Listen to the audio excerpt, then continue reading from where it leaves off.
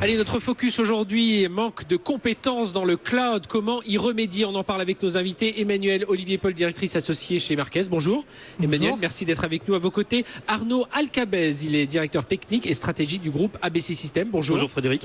ABC, c'est un éditeur de solutions, société de services? Tout à fait, une société qui à la fois fait de la formation, de l'intégration et de l'infogérance. Et puis, beaucoup moins de mal à présenter Veolia et son DSI Jean-Christophe Lessy. Bonjour. Merci d'être avec nous. Donc, Veolia, géant dans l'eau, enfin dans les déchets, dans beaucoup d'environnements, mais justement avec beaucoup de cloud.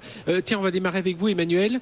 On est ici Transformation Day. On parle beaucoup d'Amazon. C'est Amazon qui organise cet événement, mais donc on parle beaucoup de cloud. Et il y a une vraie, ça y est, le cloud, c'est plus une question dans l'entreprise. On y est et on gère ça aujourd'hui différemment. Oui, tout à fait. Enfin, surtout, là, l'adoption, elle est réelle en France. Tous les chiffres, les indicateurs sont au vert, même sont plus qu'au vert, parce qu'on verra que sur certains sujets, comme ça va très très vite, et il faut aussi que le marché suive. Notamment, on abordera les compétences. Il n'y a pas une grande entreprise française qui ne recourt pas à une forme ou une autre de cloud computing aujourd'hui, que ce soit pour les applications, les infrastructures ou ce qu'on appelle les plateformes de développement. Et les ETI, les entreprises de taille intermédiaire, sont un petit peu plus en retrait, mais il y en a 75% d'entre elles qui ont aussi sauté le pas. Les PME, en revanche, ont encore un petit effort, puisque nous, on calcule qu'à peu près 50% d'entre elles, enfin du moins celles de plus de 10 salariés, ont recours aujourd'hui à une forme ou une autre de cloud. Ce qui est sûr, c'est que pour celles qui ont déjà recours depuis plusieurs années, le cloud est vraiment un formidable levier d'innovation et pour porter en fait les projets digitaux de demain, enfin d'aujourd'hui et de demain.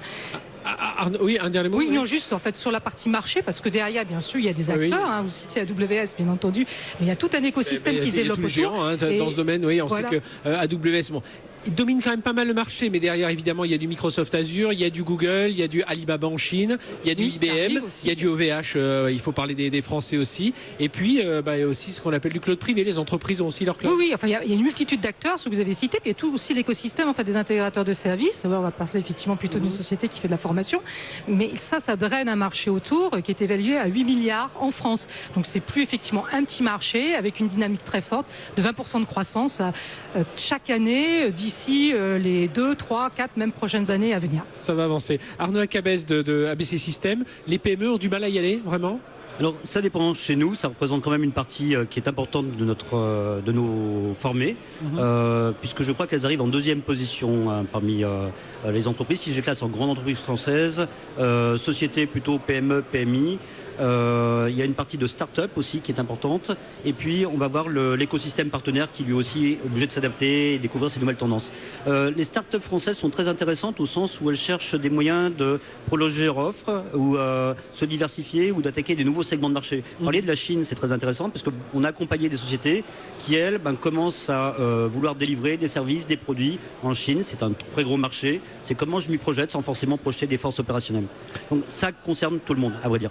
Et ça concerne encore plus les grands groupes. On a longtemps Jean-Christophe Lessy, donc DSI de Veolia. Aujourd'hui, c'est dans vos process, c'est dans votre organisation. Enfin voilà, dès qu'on réfléchit sur un projet, j'imagine chez Veolia, on regarde tout de suite si le cloud est une opportunité ou pas. Oui, tout à fait. Aujourd'hui, c'est très compliqué de faire les choses sans avoir recours au cloud. On gère des masses de données et des volumes qui sont de plus en plus grands, qu'on a de plus en plus de mal à gérer nous-mêmes en interne. Donc le cloud est une formidable opportunité pour nous, pour avoir effectivement l'accès à des capacités de stockage, des puissances de calcul, de la fiabilité et sans oublier la sécurité, qui est un enjeu de plus en plus fort aujourd'hui pour nos groupes. Quand on est DSI, et je parle patron de toutes ces équipes de DSI justement, est-ce que quand on a vu le cloud arriver, on a senti un sentiment un peu d'inquiétude, de se dire tiens, il y a déjà l'externalisation auquel des grands groupes comme le vôtre font appel, et là on voit une nouvelle forme, on se pose beaucoup de questions, on se dit tiens, ça peut mettre certains des métiers de l'IT en péril. Il a fallu se battre un peu contre cette idée lorsque vous avez décidé d'avancer de façon plus approfondie avec le cloud? Oui, bien sûr, c'est vrai, comme toute nouveauté, ça fait toujours un peu peur. Alors, on avait l'habitude de l'outsourcing, ça a déjà été un premier impact qui a eu lieu il y a une dizaine ou une quinzaine d'années.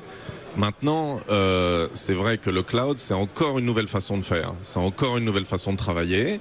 Il y a des choses qui changent et des choses qui changent pas. Ce qui change pas, c'est que on a toujours effectivement un écosystème à gérer, des contrats à gérer, un fournisseur. Voilà, ça, il faut pas penser que le cloud d'un coup, on tombe dans le monde merveilleux où tout va bien. Oui. Il y a des choses qui changent beaucoup. C'est-à-dire qu'aujourd'hui, la puissance informatique, elle est là, disponible tout de suite. Elle est en paiement à l'usage. On est beaucoup plus en direct, en prise directe. Donc à la fois on passe beaucoup plus de temps avec les métiers, ce qui est bien, ce que tous les DSI attendaient depuis de nombreuses années. Des années que l'on en parle. Il parle. fallait se rapprocher des métiers, c'était un grand slogan. Ça se fait très naturellement aujourd'hui. Aujourd'hui, ça se fait beaucoup plus naturellement, sauf que ça met tout le monde un peu plus en tension. C'est-à-dire que là, on est autour de la table avec les métiers et on travaille en live. Et c'est-à-dire qu'on fait les choses. Donc si on n'est pas bon, ça se voit très très vite. Vous repartez pas votre l'effet tunnel. Donnez-moi le cahier des charges. On disparaît pendant quelques mois et on revient avec le projet. C'est pareil pour les plus petites structures. Arnaud Alcabès de AB System. C'est tout à fait vrai. Hein. C'est-à-dire que non seulement ça concerne les équipes techniques qui doivent être formées, appris, et derrière cela, il y a plein de projets innovants autour des objets intelligents, du big data, du machine learning, du deep machine learning, de l'IA, qui sont intéressants. Mais au-delà de ça, ça demande en fait d'abord aux responsables applicatifs, aux métiers de savoir exactement comment pouvoir proposer, valoriser ces services, et aux dirigeants d'entreprise de savoir quelle profit ils peuvent tirer de ces technologies pour pouvoir en fait se transformer digitalement. Oui, parce qu'il faut quand même le préciser, hein, Jean-Christophe Lessy, le coût, ça n'est pas le driver. Hein, ça a pu l'être à une époque, on a pu imaginer que ça pouvait l'être, mais ça ne l'est pas aujourd'hui. Ça peut même parfois coûter plus cher. Alors ça peut même parfois coûter plus cher, vaut mieux quand même dans nos logiques industrielles que le coût soit optimisé, mais c'est pas le premier critère. Moi j'ai l'habitude de dire que j'ai 3 critères pour passer dans le cloud. Le premier, c'est la cybersécurité, véritablement. Le deuxième critère, c'est la fiabilité. Et le coût vient en 3e position. D'accord. Ça, c'est sûr qu'aujourd'hui, c'est quelque chose, sur la cybersécurité, c'est quelque chose qui est très très important. Et on va parler des compétences. Mais cet ordre-là, vous le retrouvez, Emmanuel Olivier Paul, c'est dans les études que vous faites chez Marquès. On rejoint, mais le premier, c'est l'agilité, mais vous l'avez évoqué tout à l'heure. Hein. Et la capacité de pouvoir innover. On va dire que la cybersécurité a peut-être repris une place avec tout ce qui s'est passé ces derniers mois. La sécurité n'est pas une raison, c'est un élément clé, effectivement, qui d'ailleurs complexifie les projets en fait de cloud aujourd'hui, très clairement. Sécurité, cybersécurité.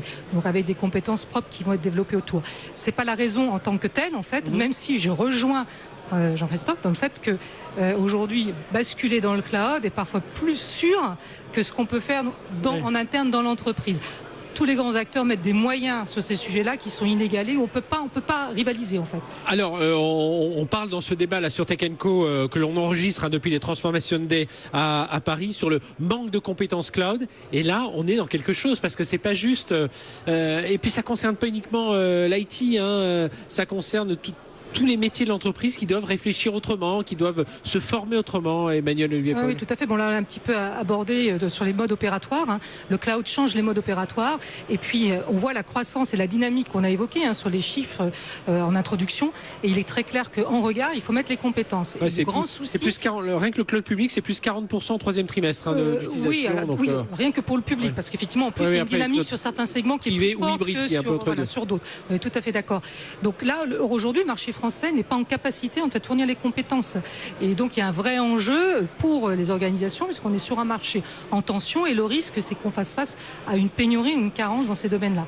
Donc il y a un travail à faire du côté bien entendu des entreprises à vraiment s'engager d'ores et déjà à former en fait les équipes au sein des directions de systèmes d'information, mais pas uniquement parce que c'est vraiment un modèle différent. On pense autrement, j'allais dire, il faut changer d'état d'esprit. C'est les métiers, les DSI travaillent enfin ensemble, donc voilà. Tout à fait. Et puis si on évoque sécurité, former tout le monde, voilà, former tout le monde. Si on évoque sécurité, cybersécurité, on va avoir les juristes. Donc il faut qu'aussi les juristes comprennent le modèle, sont en capacité d'accompagner et non pas de freiner en fait la dynamique parce que elle est inéluctable. En fait, il y a des enjeux de compétitivité en fait pour les entreprises derrière tout ça qui sont énormes et qui y sont associés.